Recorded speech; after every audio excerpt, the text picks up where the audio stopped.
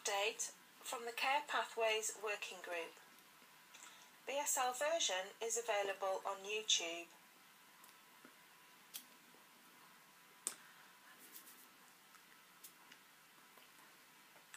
Dear colleague, as you may know, National Deaf CAMHS has set up a working group to ensure that there is a consistent approach across the service as a whole. It should not matter where in England the deaf child and family live. They should receive the same standard of care. We know that deaf children and young people with mental health needs referred to our service have very different needs compared to children in mainstream CAMHS. They require a highly specialised service.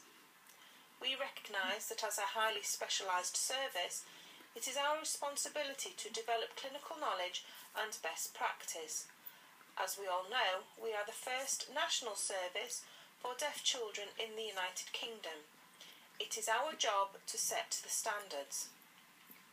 Within the NHS, there are standards and clinical guidance, such as the NICE, in brackets National Institute for Clinical Excellence, guidance that outline best practice in the assessment and treatment of health conditions and disorders.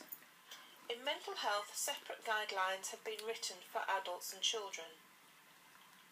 For example, thinking about attention deficit hyperactivity disorder in children, in brackets ADHD, some deaf children may look like they have ADHD as they are restless, have problems with concentration and attention.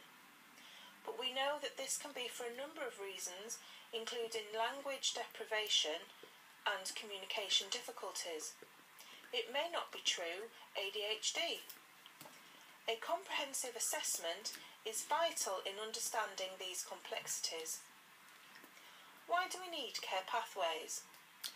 As a service, part of our role is to further understand and develop good practice guidance to meet the needs of deaf children. This involves us to looking at the current evidence base developed for hearing children and adapting this to mental health needs of deaf children and young people. The Care Pathways Working Group was set up to take lead on this in particular in relation to pathway of care from referral to discharge. 2. Specific care pathways for most common mental health difficulties. 3. Ensuring effective transition. 4. Developing specialist knowledge and national evidence base about the needs of deaf children and young people. The working group is a small team of clinicians from different arms of our national service. The group is clinically led and meets 4 times a year. There is managerial representation. How will it affect me? 1. The assessment and emotional dysregulation pathways are currently being finalised with a view to cascading across the service.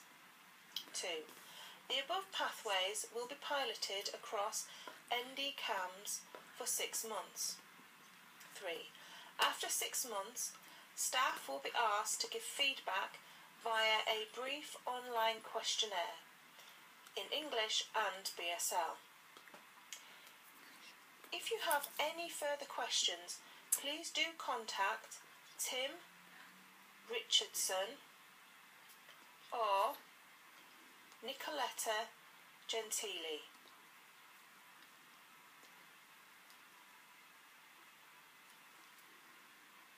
Many thanks. Date 25th February 2015.